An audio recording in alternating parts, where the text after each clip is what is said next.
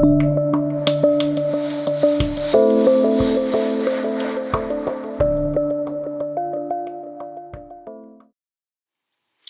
everyone, Pam Gregory, astrologer.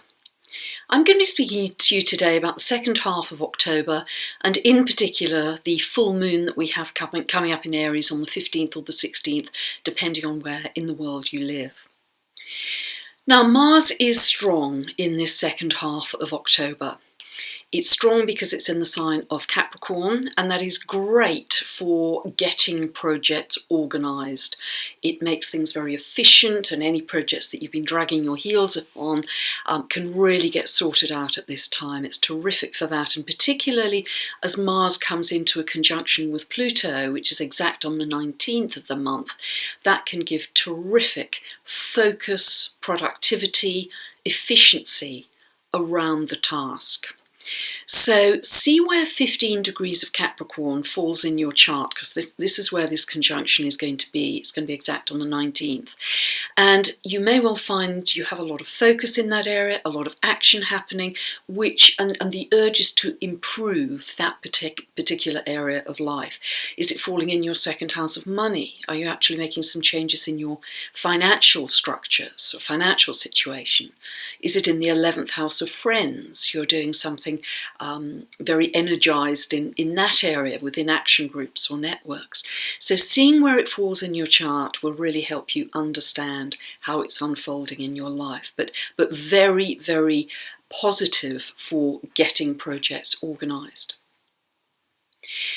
Pluto tends to intensify and catalyse any other planet it comes into contact with.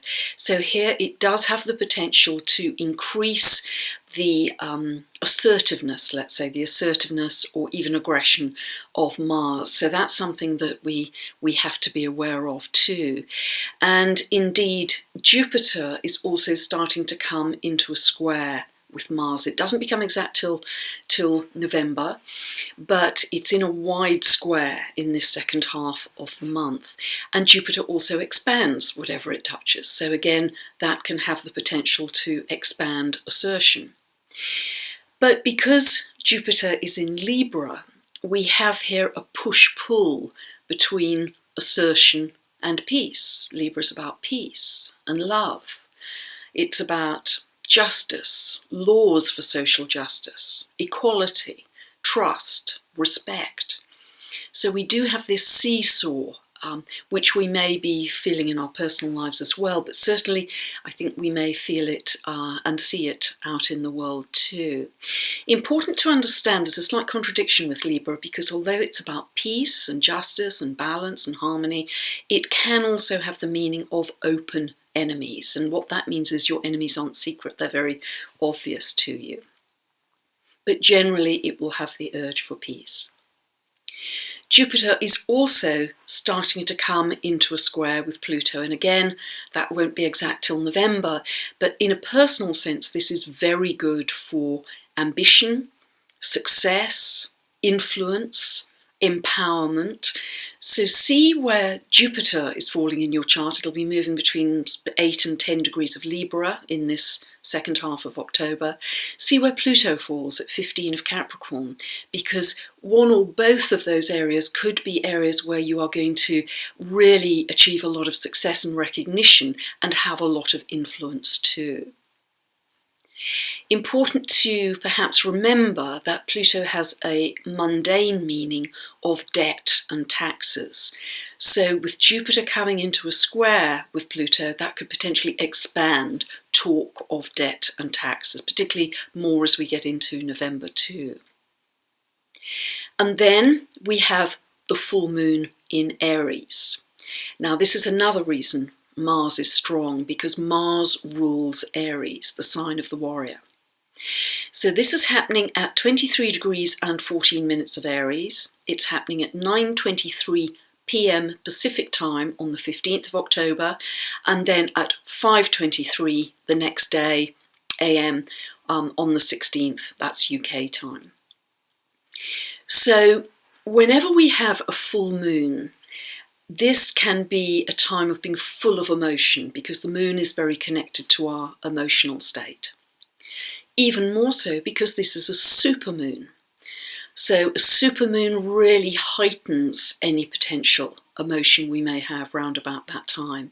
As we know now, supermoons have very strong physical pull, gravitational pull on the tides and the Earth's tectonic plates, and but also a very strong pull on our psyches as well. So we're going to feel this full moon, supermoon strongly, particularly if you have anything round about 23 degrees of the cardinal signs, and those are Aries, Cancer, Libra, Capricorn. Now, full moons are cycles, as always, of completion, of culmination, of fruition, sometimes of closure. They are often the results of what we've earned. So if, for instance, this full moon at 23 of Aries falls in your 10th house of career, it may be that you've come to the end of a project, but you've earned something as a result. It can be very, very positive. So just see where it falls. Often a full moon will reveal something that wasn't obvious to you before, even a secret, and that can change your course of action as a result. But see where it falls. Is it falling in your 5th house of play? Are you not having enough play in your life? Is that one of the realizations that you have with this full moon? But it is, again, a strong yang energy full moon, because Mercury is square to Mars and Pluto, so this can be angry or assertive words. It can be powerful and influential words, persuasive words. So see where Mercury is falling in your chart at 15 of Libra. That will be an area of life where you could exert some influence or persuasion, perhaps.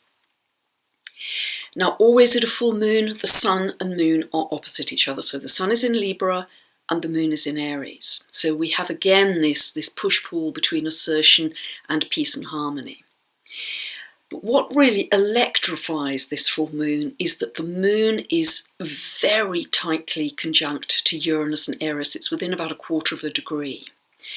And Uranus and Eris are electrifying. They are to do with personal awakening. Uranus particularly is to do with the superconscious and getting downloads of information. They are to do with sudden disruptive changes, but very much connected with personal breakthroughs in your life. In the world, they can be shocking events, but personally, they can be incredibly positive and powerful for you. So often when we have strong yang energy, the more sensitive of us may want to be mindful, to take a breath, to step back and observe this strong energy in the world. But in a way, we'd be missing an opportunity with Uranus because of this sense of electrification that we may get, of getting information from a higher source.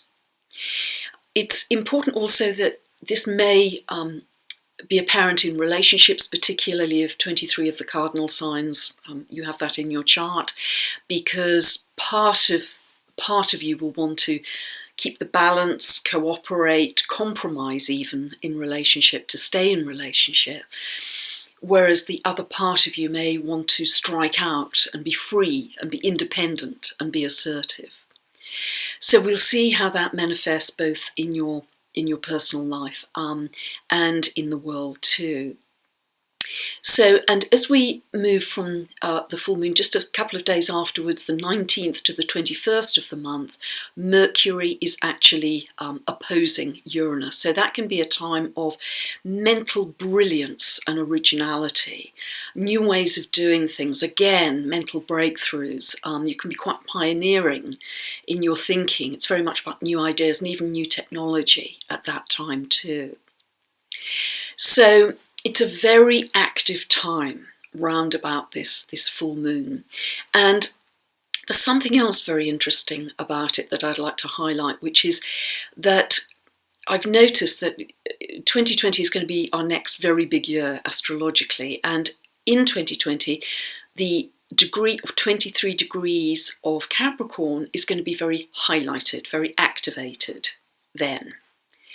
This full moon is beginning the activation of 23 degrees of the cardinal signs, because it's 23 degrees of Aries. So that's why if you have anything around 23 degrees between 22 and 24 of Aries, Cancer, Libra or Capricorn, you may very much feel this full moon, this supermoon, but you also may want to watch over the next few years and see how those themes are developing as we get towards 2020. One of the main themes, or big theme, I think, is going to be the power of the individual, the power of individual action, freedom, particularly in asserting himself, herself, ourselves against any autocratic authority or top-down controlling authority, governments, corporations, whatever they happen to be. There's going to be quite a polarity and quite a tension in that is we're going to start to feel, I think, even in November, but we may build on that theme as we get towards 2020. So, and that could be really quite exciting to kind of take the power of the individual back too. On the 28th of the month, Mars comes into square with Uranus.